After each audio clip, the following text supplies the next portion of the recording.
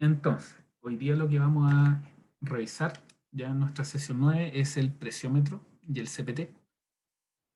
¿Sí? Y me tengo que pasar para acá. En particular vamos a ver el ensayo presiométrico, ¿ya? Que también se le conoce como presiómetro de Menard, o el PMT del tipo Menard.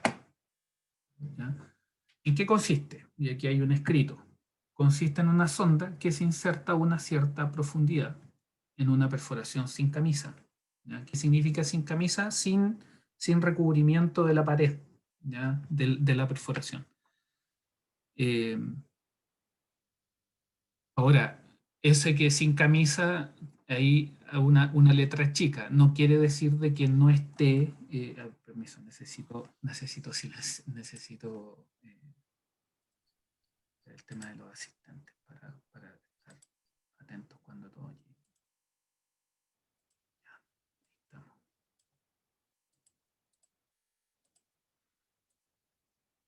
Ahí hay una letra chica con respecto a lo que estábamos conversando, porque no quiere decir que esa pared no esté autosoportada, ¿ya?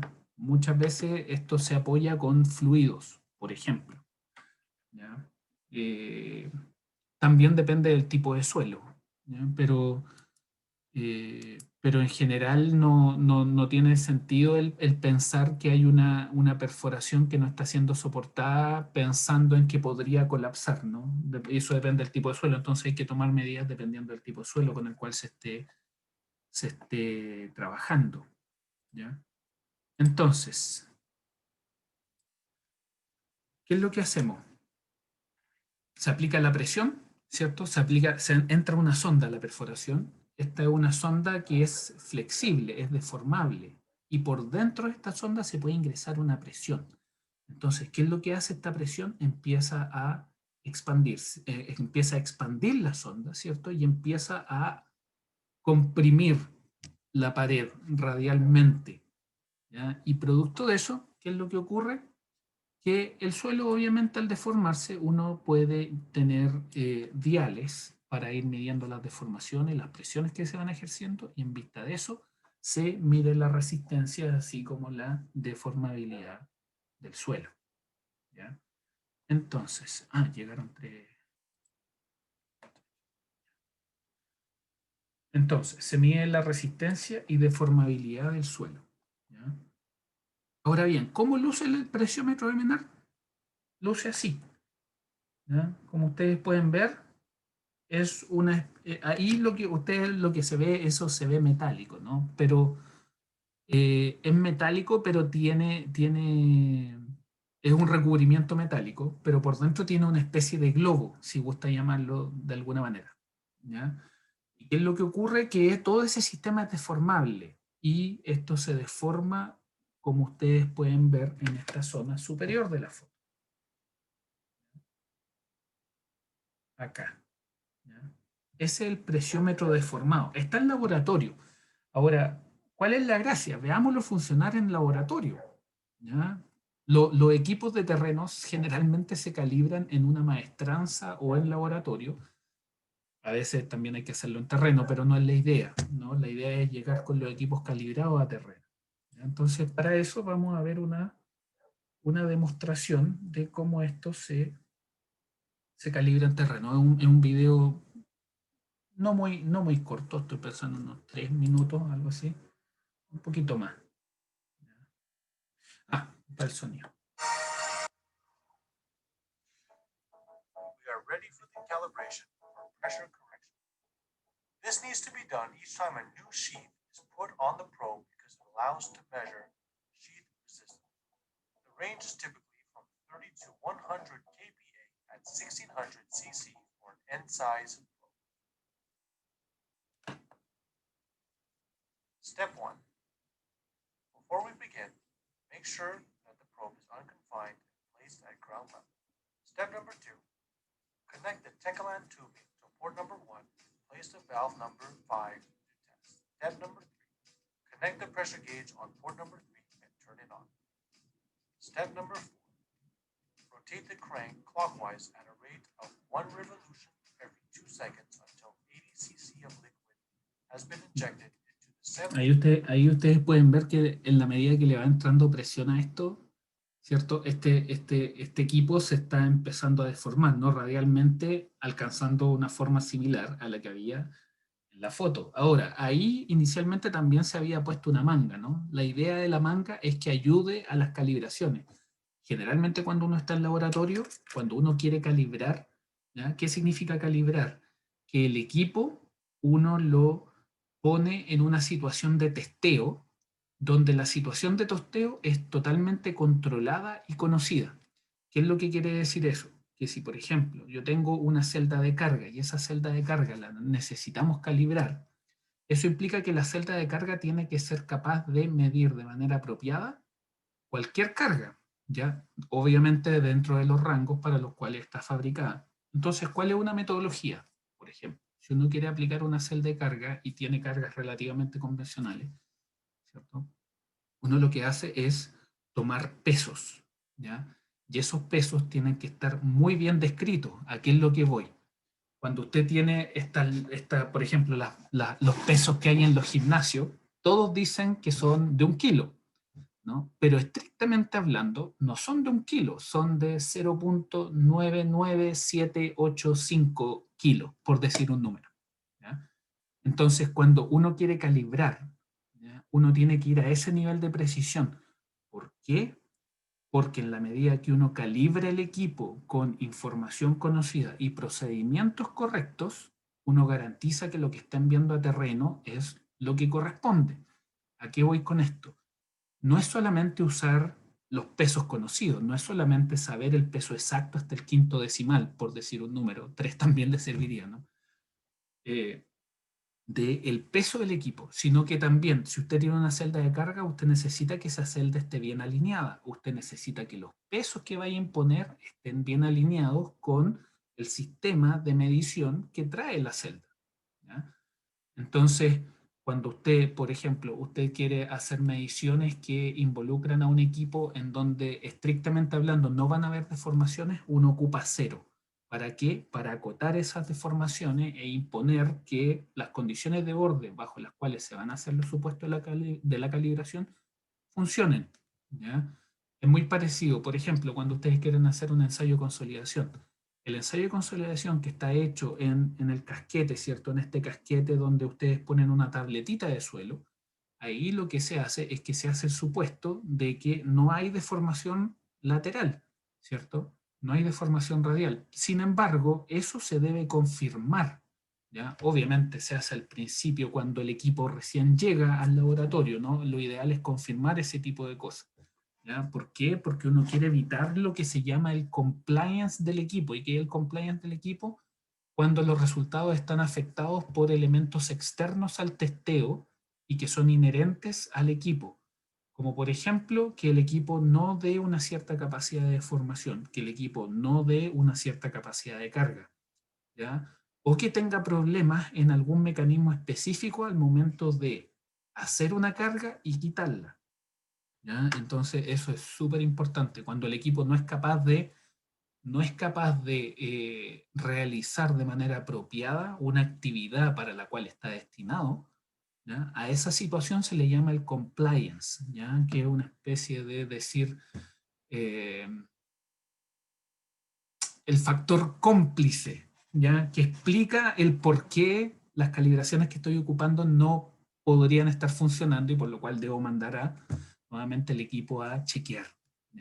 Súper importante el proceso de calibración, siempre, sobre todo cuando usted necesita hacer mediciones muy precisas, como por ejemplo en un equipo de columna resonante, donde usted va a deformaciones de 10 a la menos 6% de deformación, 10 a la menos 7, 10 a la menos 5. ¿Ya? Ahí usted requiere mucha sensibilidad, ¿ya? Entonces, eso es lo que está haciendo ahí el colega, ¿no? Lo que está haciendo con ese tubo que pone alrededor, ¿cierto? Con el número de vueltas, ¿cierto? Que está tratando de controlar de manera de dar 2 vueltas por segundo. Súper importante los procedimientos, ¿ya? Y es por eso que existen los estándares. Or 40 cc into 44 millimeter. Step number 5. Once this has been done, stop the injection. Fíjese ahí, lo que estábamos conversando. Necesito... Ahí. Lo que estábamos conversando, ¿no? El presiómetro, usted lo ve metálico, pero por dentro tiene un globo y este globo se deforma, ¿cierto? El metal que tiene ahí usted generalmente es de aluminio. Un aluminio de muy buena calidad, deformable.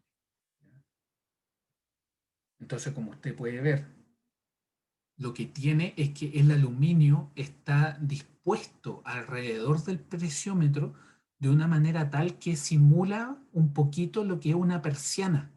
¿Entiendes? O sea, tiene todas sus capitas alrededor, las tiene una por encima de la otra, ¿cierto? En un sistema bien articulado que presenta facilidad para el desplazamiento y para la deformación, ¿no? Porque esto tiene que deformarse en la longitudinal y en la radial, ¿sí? Para permitir ese movimiento.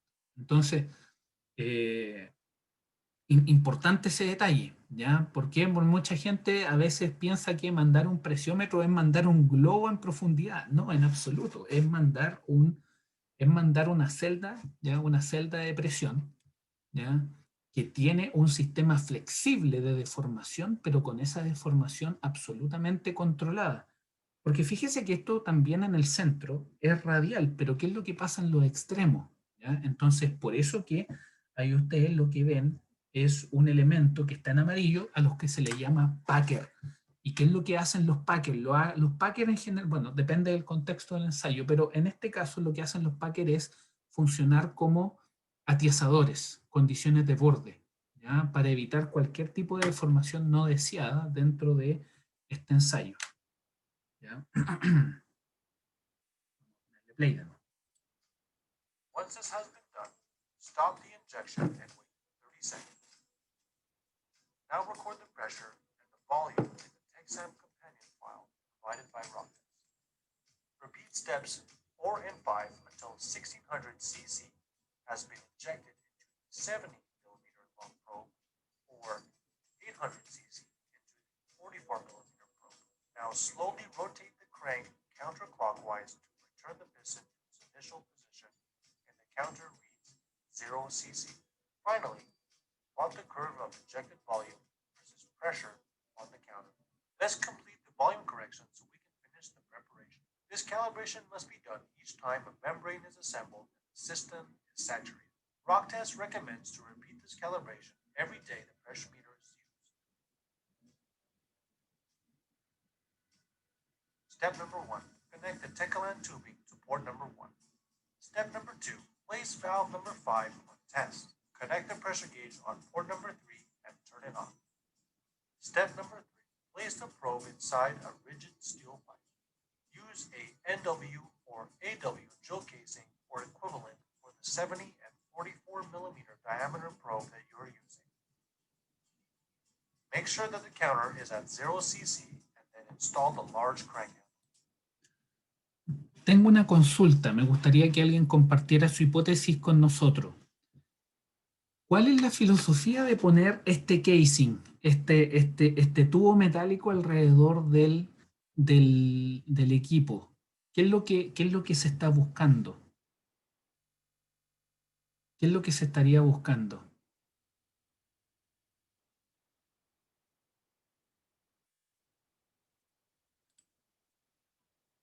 ¿Qué creen que se estaría buscando con este procedimiento?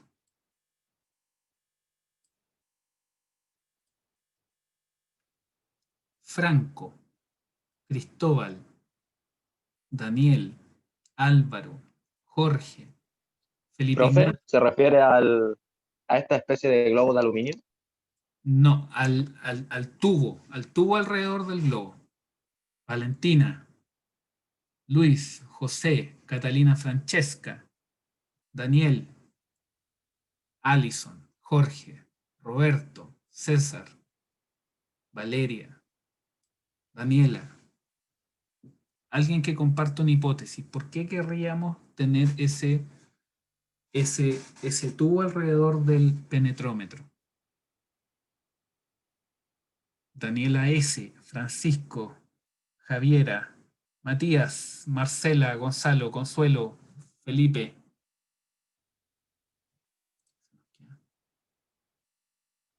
Parece que ahí está. Diana. ¿Alguna hipótesis?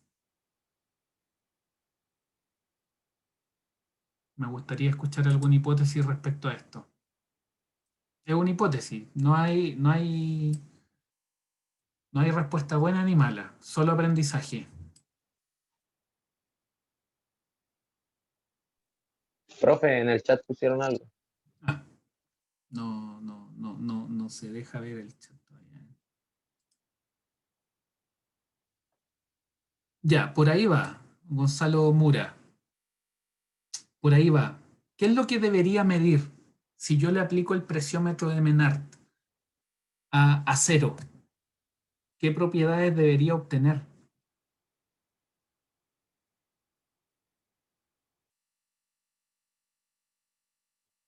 Si yo a un cuerpo de acero le aplico un estado tensional y quiero medir los módulos, ¿qué módulo debería obtener? ¿O qué parámetros debería obtener? ¿Pero correspondiente a qué? Consuelo, usted me dice el módulo de corte, pero correspondiente a qué. Ahora, ¿por qué el módulo de corte? ¿Por qué el módulo de corte? Estas conversaciones son importantes que las tengamos. Esto es ingeniería. Esto es ingeniería. En este tipo de cosas ustedes plasman todo lo que han estado desarrollando estos años de estudio.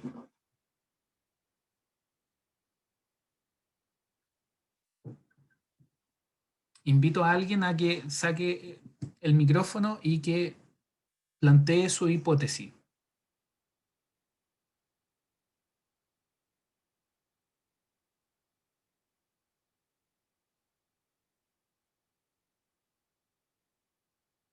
Consuelo, ¿se anima?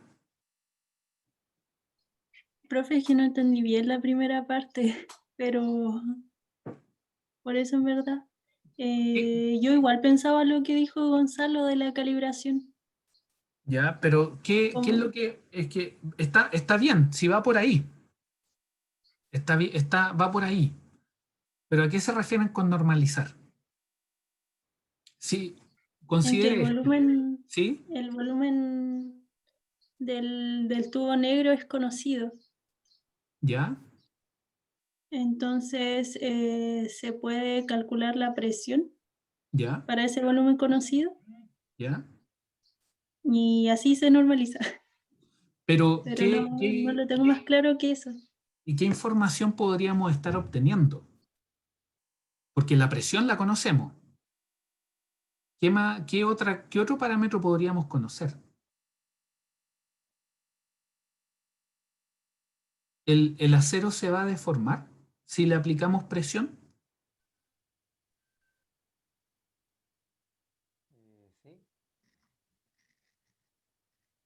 Sí. ¿Qué iba a decir yo? ¿Se escucha, cierto? Poquitito, poquitito. Ahora sí, Ahí sí. ya. Según yo, sirve como para medir el módulo elástico en suelo en general. Pero ¿qué módulo estaría midiendo en este caso? Mm, ¿De qué material? Del aluminio, ¿no? Del fierro, ¿no? Probablemente esto es acero. Por el color y la necesidad experimental diría que es acero. Pero de eso se trata la calibración, ¿no? ¿Se acuerda que hablamos de que la calibración tiene que ser una metodología en donde nosotros utilicemos herramientas conocidas y los procedimientos sean estandarizados para por nosotros poder aislar la mayor cantidad de variables para determinar propiedades? Si tenemos una barra, ¿cierto?, en torno al penetrómetro, cuando el penetrómetro se deforme, ¿cierto? ¿Qué es lo que va a ocurrir? Que el penetrómetro se va a deformar, en algún minuto va a entrar en contacto con el acero, ¿cierto? Con la pared de acero que se encuentra alrededor. Entonces, ¿qué es lo que ocurre? Que eventualmente el acero va a empezar a sentir esta presión de expansión, ¿sí? Ahora, ¿se va a deformar de manera significativa? Probablemente no. Probablemente no. El acero es significativamente más rígido que el sistema con el que estamos ensayando. Pero sí se va a deformar, ¿sí? Va a tener un cierto grado de deformación. Entonces, ¿qué es lo que ocurre? Si ustedes saben las presiones que están utilizando, si ustedes saben los volúmenes que se están involucrando y usted conoce la deformación que está experimentando el tubo, inevitablemente ¿cierto? Usted está recolectando toda la información necesaria para, ¿para qué? Si usted tiene las deformaciones y las presiones, usted puede estimar los módulos. Entonces, si yo tengo todas las presiones y los cambios volumétricos involucrados en el ensayo, y además tengo las deformaciones radiales con que ese acero eventualmente se va a estar deformando, ¿qué es lo que qué es lo que vamos a obtener de ese módulo, de ese ensayo, perdón?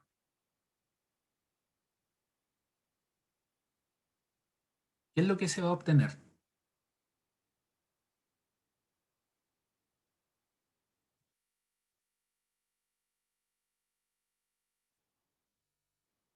El módulo de elasticidad ¿De quién? del acero. Del acero. Del acero. Y eso está normado, ¿no? Eso está normalizado. Muy bien, Consuelo. Eso está normalizado. Si yo tengo si yo hago un ejercicio con un elemento conocido y mi sistema, mis prácticas, mi equipo están funcionando correctamente, cuando yo mida sobre algo conocido, me tiene que entregar el resultado que yo ya conozco. En este caso, en general, uno siempre conoce esos módulos del acero, ¿no? 78 megapascales, ¿cierto? Pensando en el módulo de corte, por ejemplo, ¿no? Entonces, ¿qué es lo que busca acá? Aquí lo que busca ya la persona es chequear de que efectivamente el presiómetro esté funcionando, ¿ya? Esté funcionando de manera correcta. Ah, perdón, estaba por acá, ¿no? System is saturated. Rock CC. Finally, plot the curve of injected volume versus pressure on the counter. Let's complete the volume correction so we can finish the preparation. This calibration must be done each time a membrane is assembled and the system is saturated. Rocktest recommends to repeat this calibration every day the pressure meter is used. Step number 1. Connect the Tecalan tubing to port number 1. Step number 2. Place valve number 5 on test. Connect the pressure gauge on port number 3 and turn it on. Step number 3. Place the probe inside a rigid steel pipe. Use a NW or AW drill casing or equivalent for the 70 and 44 millimeter diameter probe that you are using. Make sure that the counter is at 0 cc and then install the large crank handle. Step number 4. Rotate the crank handle clockwise until you reach 500 kPa. Start the chronometer. Maintain the pressure close to the set pressure by slightly rotating the crank handle, but stop doing this when you reach the 50-second mark. Record the volume pressure after 60 seconds in the Texam companion file. Step number 5. Repeat step number 4 until you reach 6,000 kPa and use the large crank handle as soon as you feel resistance. If your tests are going to be done in hard material when the pressure is expected to exceed 6,000 kPa, follow the same calibration procedure while using increments of 1,000 kPa up to 10,000 kPa. Now, return the piston to its lowermost position to decrease the pressure and return the volume to 0. Remember, deflate the probe slowly. Your Texam is ready to be used in the field. Please keep in mind that it is important to read the manual carefully to make sure that the Texam is being used and maintained properly.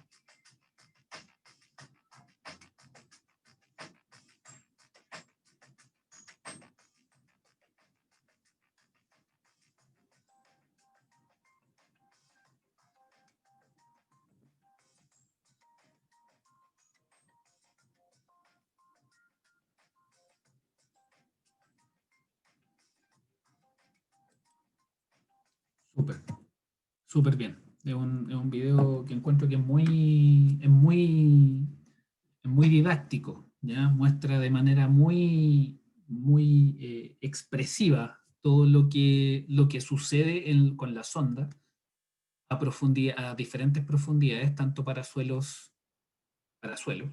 o roca, ¿ya? Entonces, los detalles.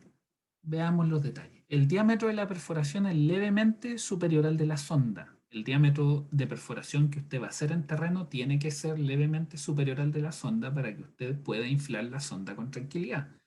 ¿cierto? Así como también para que los packers puedan, o sea, no necesariamente los packers, pero para que el sistema de instalación, ¿cierto?, logre plantarse de manera fija, ¿ya?, en el terreno.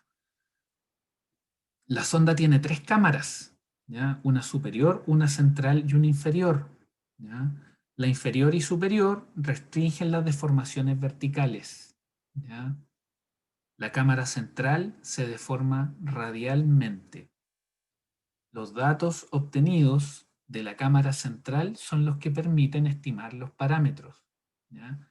Y la perforación es crítica para el ensayo. ¿Por qué? Porque lo ideal es que la perforación esté, ojalá, lo más intacta posible, ¿ya? Y lo anterior va en línea con lo que hemos conversado, ¿no? De que por muy cuidadosos que seamos, el suelo igual está alterado, ¿no? Entonces, estas prácticas van en línea con lo que es la búsqueda de perturbar el suelo lo menos posible, ¿ya? Tamaños más usados, ¿sí? Esta es una tabla del DAS, ahí me falta anotarla. Hay varias tablas del DAS ahí que en general las tengo todas referenciadas, esta se me fue, ¿sí? Pero ustedes pueden ver ahí los tamaños, ¿ya? Y cuál es el tamaño de la perforación que ustedes necesitan, ¿sí? Estamos pensando en 1,1, ¿cierto? Entre 1,0 y algo y 1,1 veces el tamaño de la perforación, ¿ya? A modo referencial. Entonces, ¿qué es lo que hacen? Ustedes lo que hacen simplemente es que la sonda la meten en profundidad, ¿cierto? Por la perforación. Y esta perforación llega hasta el terreno, ¿cierto? Se fija. Y lo que ocurre es que se empieza a aplicar la presión interior al globo, el globo se empieza a deformar radialmente, ¿cierto? Y las deformaciones radiales que empiezan a inducir, así como las presiones que el suelo con que el suelo va a empezar a reaccionar sobre el globo, se registran, ¿ya? Si uno ve cómo se comporta esto me parece que también es del DAS, ¿ya? Esto me parece que es del DAS. ¿Sí? Entonces, qué es lo que hace esto? Esto se deforma, ¿sí? Y empieza a generar una zona de deformación plástica, ¿cierto? Que va a tener un radio plástico, ¿sí? A partir del cual el suelo está nuevamente, entre comillas, está elástico, ¿ya? Entonces aquí ustedes pueden ver la zona de expansión, ¿cierto? En esta primera zona de expansión, ¿cierto? Ahí es donde está el contacto, ¿sí?, entre el globo y el suelo. Entonces, ¿qué es lo que pasa? Esto se empieza a deformar, ¿cierto? Pero se empieza a deformar hasta una profundidad o hasta una distancia, si gusta llamarlo también, una distancia que es acotada, ¿cierto? Va a llegar a un punto radialmente, esto es parecido a los túneles, ¿ya? Va a llegar un punto a partir del cual, si usted se para en ese punto y mira para atrás, va a ver el suelo deformado, ¿cierto? Con una cierta presión. Y si mira desde ese punto hacia el otro lado, lo que va a ver es que el suelo no se entera, ¿ya?, de que hay un presiómetro en un agujero a una cierta distancia de la perforación que se induce, ¿ya? Entonces, cuando estamos en esa situación, ¿cierto?, en ese punto frontera entre la zona que sufre deformación y la otra zona que no se entera de que existe todo este proceso que se está llevando a cabo, usted lo que dice es que ese límite, ¿cierto?, es el límite de la zona plástica.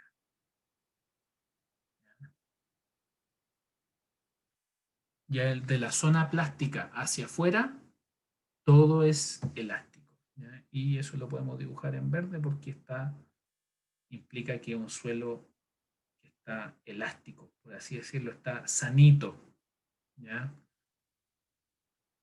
Entonces, importante eso, cómo funciona el presiómetro. Entonces, una vez inserta la sonda, se aumenta la presión gradualmente. en intervalos constantes de tiempo. Nosotros vimos cómo el caballero lo que estaba haciendo era girar, ¿cierto?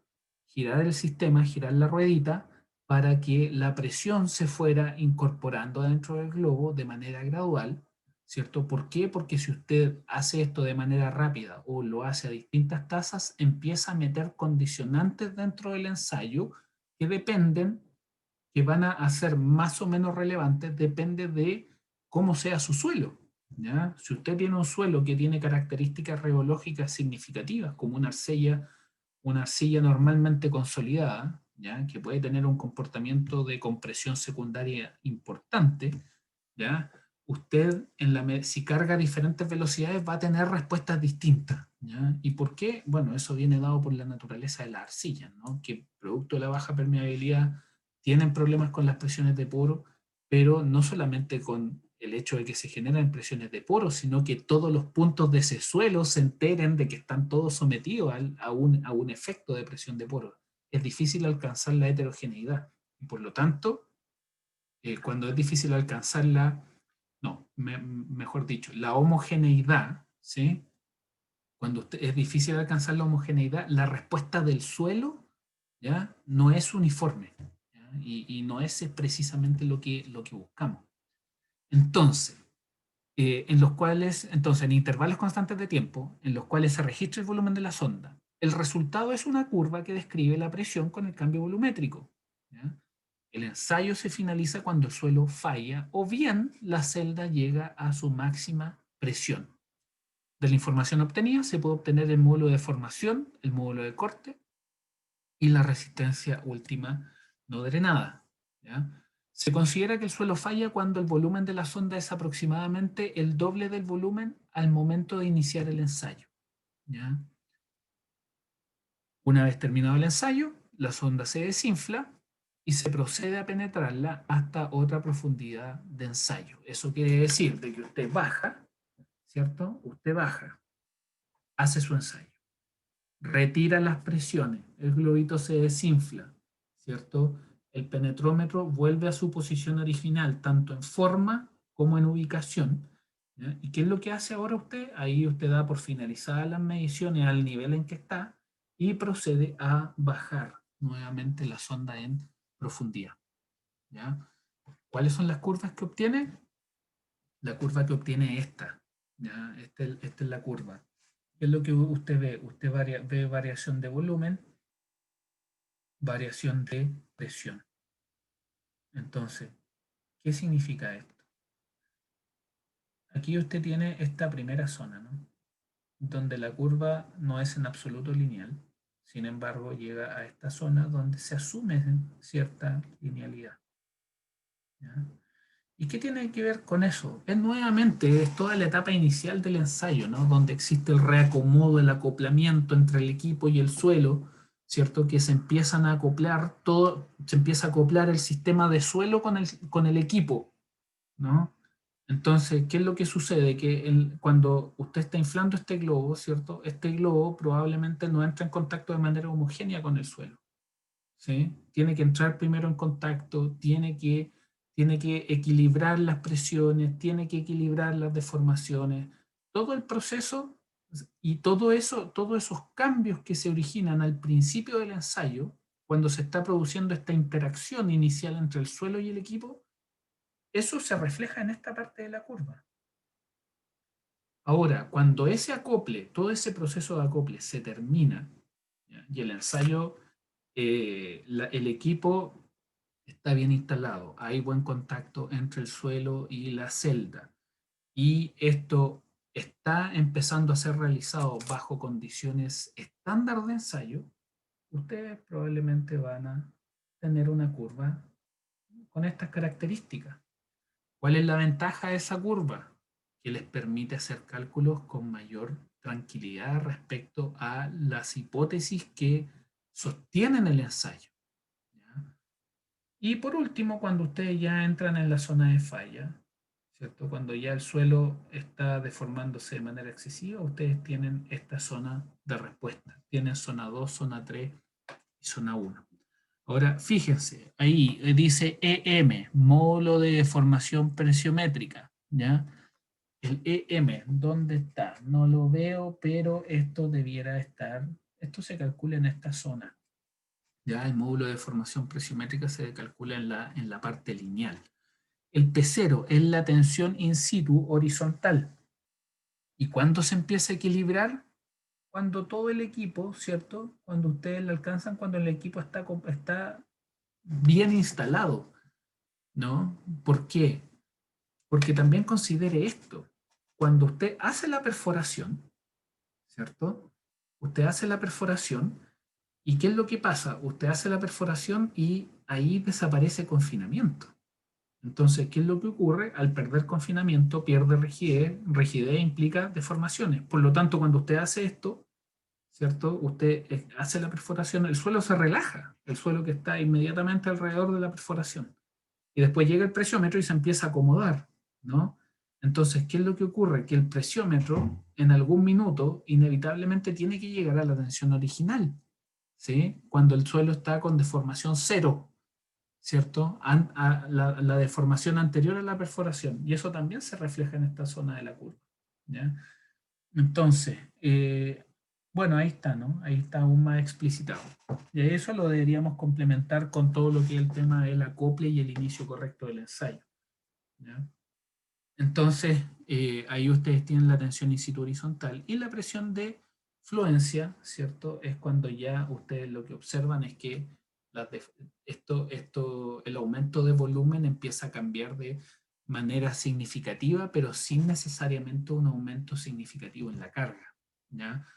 De alguna manera u otra, esto es una observación análoga a lo que uno ve en un ensayo triaxial, ¿no? Cuando uno llega al estado último, ¿sí? Cuando uno llega al estado último ve que hay grandes deformaciones volumétricas, casi sin aumento de carga. Aquí eso no se ve de manera patente, pero sí ustedes pueden ver de que el aumento de carga se está dando en una condición, ¿cierto? Tal que el aumento es decreciente, ¿ya? Es un aumento decreciente de la presión, ¿ya? Eventualmente esto podría llegar, ¿cierto? A una zona así, ¿ya? Ahora, no, como vimos, el tema de hasta dónde llevar esto está dado por 2 veces el volumen inicial, ¿ya? Entonces no tiene mucho sentido, ¿cierto? Destruir el suelo con este equipo, ¿ya? La idea siempre es cuidar los equipos y cuidarlos no solamente desde una perspectiva de mantención, no solamente mantenerlo fuera de humedad, fuera de sales, sino que también eso implica utilizarlo con mucha prudencia, ¿ya? Eso quiere decir, por ejemplo, que si ustedes tienen un equipo que le rinde hasta 7 megapascales, 8 megapascales, eso no quiere decir que necesariamente van a hacer funcionar ese equipo hasta esa presión. Es equivalente a tener un auto, claro, el auto le da hasta 240 kilómetros por hora, pero va a tener la aguja, ¿cierto? La va a tener a 7000 revoluciones. No tiene ningún sentido, va a romper el auto, tarde o temprano lo va a romper, ¿ya? Entonces, esos principios también se aplican en lo que es la mantención de equipo en ingeniería geotécnica y bueno, y en cualquier área, la verdad, ¿ya? Entonces, importante eso. Veamos cómo se aplica esto en terreno. ¿Cómo se aplica esto en terreno? Así, no, quizá, ahí está. Ya. Buenísimo.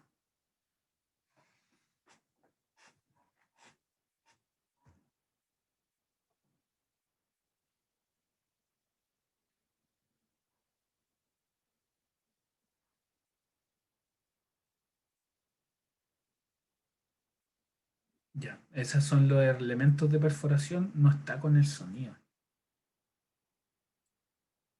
Algo pasó aquí con el sonido. Ahí está. Ya, ya.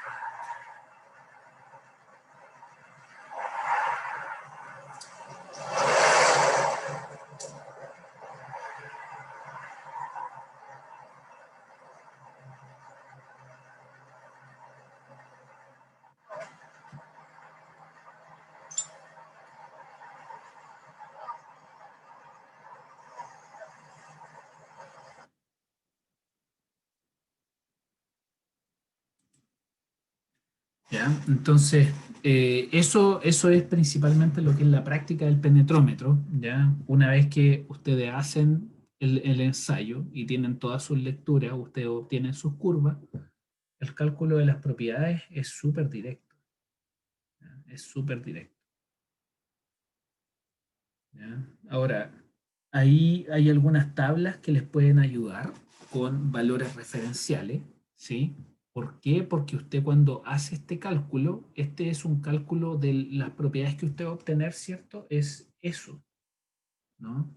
Entonces, ¿qué es lo que pasa? Ese no es el E del suelo, no es el módulo de deformación del suelo que usted necesita, es el E, ¿cierto? Que usted obtiene de un ensayo donde hubo deformación radial, ¿ya?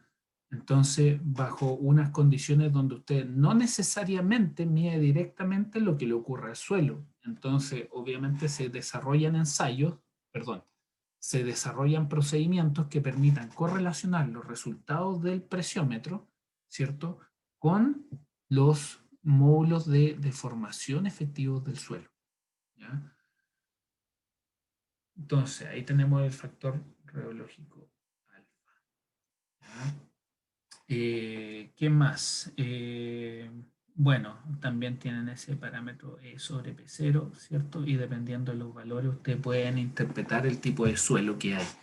Ahora, nuevamente, referencial, ¿ya? Nuevamente, ocúpelo de manera referencial. Nada reemplaza, recuerde eso, nada reemplaza un ensayo de terreno o laboratorio, ¿ya? Eso es irreemplazable, no hay tabla que lo reemplace, ¿ya? Por eso las tablas simplemente ocúpenlas a modo referencial, ¿ya? Terminado este ensayo, que es muy entretenido del presiómetro, pasamos a otro ensayo, ¿ya?, que es muy útil y que se está volviendo cada vez más popular aquí en Chile, y es el ensayo de penetración con cono, ¿ya?, que se llama, o en verdad uno lo llama ensayo CPT simplemente por sus siglas, ¿no? Cone Penetration Test, ¿ya? Entonces, CPT, ¿sí? A grandes rasgos, desarrollado en la década del 30 como idea, ¿cierto? Empezaron a aparecer versiones eléctricas en los 60. Ya en los 70 se empezaron a hacer avances significativos. ¿En qué sentido? En que se empezó a complementar esto con mayor instrumentación, ¿ya? Inicialmente partió siendo un ensayo de penetración con una filosofía muy parecida a la del SPT. Sin embargo, en la medida que esto iba mejorando y las tecnologías iban haciendo cada vez más disponibles, ¿cierto?, el equipo se fue adaptando para poder incorporar mayores herramientas de análisis que permitieran que un ensayo que implica tanta energía y tanto tiempo pudiera ser aún más útil a través de lo que es la medición de parámetros, ¿ya?, simultánea, ¿ya?, de varios aspectos. Eso quiere decir intentar medir la permeabilidad, intentar medir velocidad de corte, intentar medir pH, intentar medir onda de compresión, resistencia axial, fuste, ¿ya? Contenido de sales, póngale una cámara para ver qué tipo de suelo es. O sea, estamos hablando que esto es muy parecido a lo que es hacer casi una sonda espacial, ¿ya? Es una sonda espacial que en vez de irse al espacio, se va al subsuelo, ¿ya? Entonces, ¿qué es lo que hace? Mide todo o trata de medir todo, ¿ya? Obviamente, en la medida mientras que más parámetros usted trata de obtener, más se encarece el ensayo, pero a veces se justifica, ¿ya? O sea, desde esa perspectiva, el ensayo CPT tiene una tremenda flexibilidad para lo que es lo que representa la obtención de parámetros, ¿ya? Eh, Más que parámetros, también se puede hablar de respuestas, ¿no? La presión de poro no un parámetro, el exceso de presión de poro es una respuesta, ¿ya? Pero usted puede medir exceso de presión de poro, usted puede medir velocidad de onda de corte, y usted puede también tener mediciones ambientales, ¿ya? O sea, el ensayo CPT si bien tiene una concepción y una filosofía geotécnica, es una excelente herramienta para evaluar condiciones de impacto ambiental. Por ejemplo, en profundidad. Usted puede medir pH, usted puede medir contaminantes, ¿cierto? Lo que tiene que tener es el equipo bien implementado. ¿Sí? Eso quiere decir tener los sensores apropiados para medir lo que usted requiere. ¿Ya? El CPT es súper entretenido. ¿Ya? El CPT es sumamente entretenido. Ahí vemos algunos detalles del ensayo CPT. ¿Sí? Lo que ustedes pueden ver es que esto es una punta, ¿cierto? Que tiene una manga. ¿A qué nos referimos con manga? La manga, estas son las mangas. ¿Ya? Y esta, obviamente, es la punta. ¿Ya? Con respecto al SPT, este ensayo es significativamente más robusto, tiene mucho más teoría involucrada, tiene un ángulo bien definido, tiene un área bien definida, ¿cierto? No funciona con número de golpes, sino que funciona por medición directa de la reacción del suelo sobre la sonda que va ingresando, ¿ya? Ahora, fíjense acá que ustedes tienen esta sonda, ¿sí?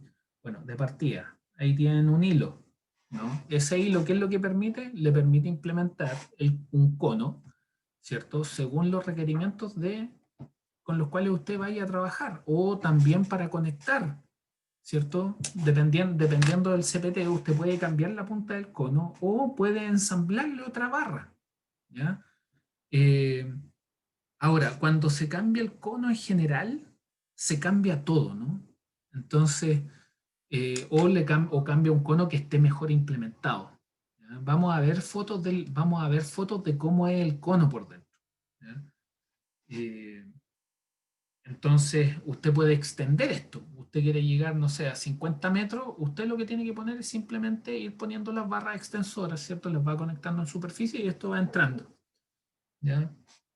Ahora, tiene exactamente la misma situación tensional que con el SPT, ¿no? Que en la medida que va penetrando, el confinamiento va aumentando y por lo tanto también se va a hacer necesario normalizar esto, ¿cierto? Con respecto a una tensión. ¿Para qué? Para tener un mismo espacio de comparación respecto a los resultados que nosotros vayamos viendo en profundidad. ¿Ya? Entonces, súper importante eso. Dedito arriba que se han entendido todos los conceptos que hemos conversado hoy día. ¿O hay alguien que tenga alguna duda con respecto a esto?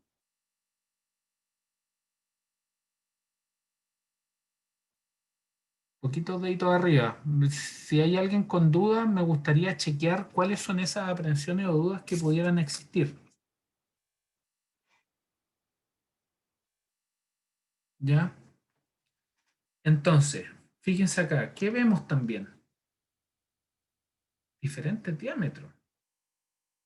¿Ya? Diferentes diámetros. ¿Por qué usted va a tener diferentes diámetros? Dependiendo del tipo de suelo. ¿Ya? Ahora, ¿en qué suelo se ocupa principalmente el CPT? ¿Alguien tiene alguna hipótesis respecto a en qué tipo de suelo se podría ocupar el CPT? ¿Qué suelos se le vienen a la mente en los cuales se podría implementar este equipo? ¿Alguien que tenga alguna hipótesis respecto a esto?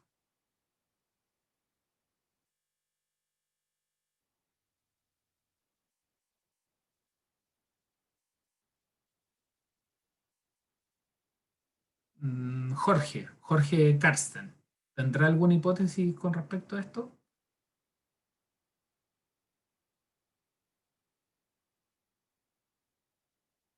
No ha estado Jorge. Ya. Don Daniel, ahí don Daniel hace un comentario, suelo fino. Sí, suelo fino y arenas. ¿Ya? El CPT principalmente se aplica en suelos finos y arenas. ¿Ya? Eh, y seco o saturado. Bueno, si usted tiene una arcilla seca, probablemente eso va a ser muy parecido a una roca, entonces no va a poder penetrar. ¿Ya? Pero sí, suelo fino, se ocupa en limos, se ocupa en arena, ya se ocupa en arcilla blanda. En ningún caso lo aplica lo aplica en grava. ¿Ya? Lo único que va a lograr es romper su cono. ¿Ya? Entonces, es importante tener eso.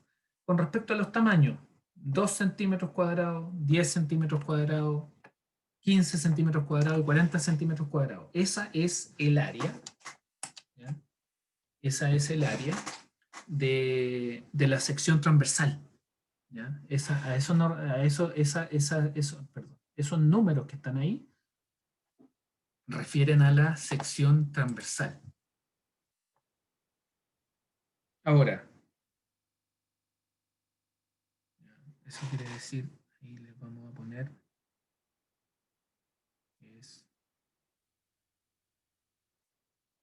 esta es el área considerada.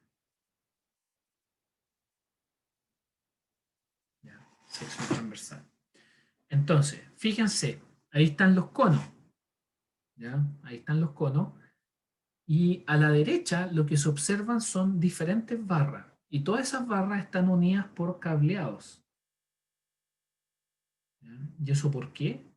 Porque recuerde que el CPT lo que hace es que tiene una punta instrumentada. ¿Ya? Es una punta eléctrica que está instrumentada y entra en terreno. Entonces va haciendo mediciones in situ y todo eso se va registrando en un computador. ¿Ya? Por lo tanto, existe un cable conectado entre el camión del CPT y la punta del CPT, ¿cierto? Y entre ellos existe una transferencia de información, ¿sí? Que va quedando inmediatamente registrada. ¿Ya? Obviamente, hoy en día con la tecnología que hay, en la medida que esto va registrándose, se va procesando de manera inmediata, ¿no? Entonces, muchas de las empresas que venden estos camiones, que venden estos equipos, también no solamente venden su camión o su equipo, sino que también lo que hacen es que venden el software de interpretación de datos. ¿Ya? Tiene que tener al menos un adquisidor de datos, ¿ya? Un sistema de adquisición. Si usted no tiene un sistema de adquisición, el CPT se le vuelve difícil de manejar en términos de datos. ¿Por qué? Porque tiene una tremenda ventaja también con respecto al SPT.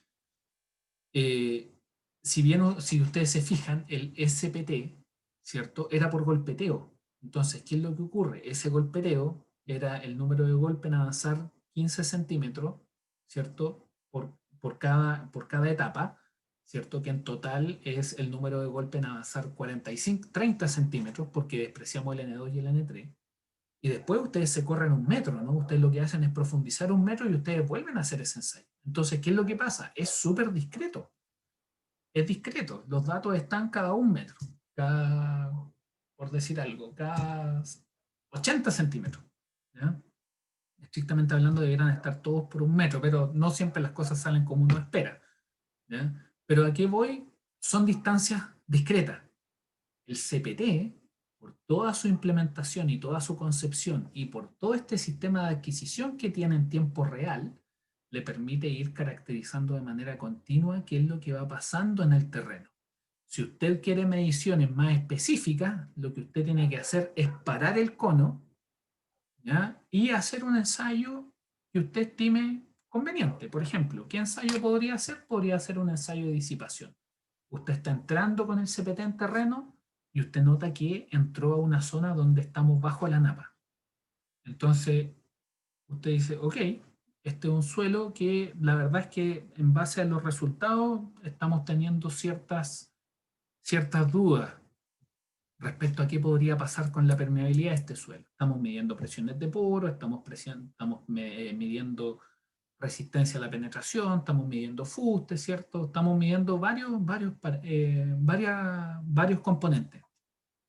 Entonces usted lo que podría decir es, ok, tenemos dudas sobre la permeabilidad. Entonces vamos a hacer lo siguiente. Vamos a avanzar y una vez que terminemos de avanzar una cierta cantidad, vamos a parar el cono. ¿Y qué es lo que vamos a medir? Que el exceso de presión de poros que se generó lo vamos a traquear para chequear cuánto tiempo se demora en disipar. ¿Ya? Entonces, esa práctica es el ensayo de disipación en el CPT. ¿Ya? ¿Y qué es lo que les sirve? Les sirve para entender y tener una idea de cuáles son las permeabilidades con las cuales estamos lidiando en el terreno. ¿Ya? Entonces, súper importante eso. Ya, entonces, ese es el uso de complementos en terreno. Me parece que nos quedan 3 minutitos. ¿Qué hora es? Nos quedan 3 minutitos, ¿no? Me parece que sí. ¿Ya? Yo creo que ya podríamos ir parando. ¿Ya? Veamos cosas muy puntuales. Detalle del equipo. Ustedes tienen una manga y se mide la fricción en esa manga. ¿Ya? ¿Y eso qué es lo que les entrega? Les entrega de alguna manera todo lo que es el roce que está experimentando el cono en la medida que va penetrando. ¿Ya? Ustedes tienen acá, fíjense acá, usted tiene esto acá. ¿Ya? Y ese anillito que está ahí es un implemento que permite que el agua ingrese, ¿ya? Y se midan las presiones de poro. ¿Ya?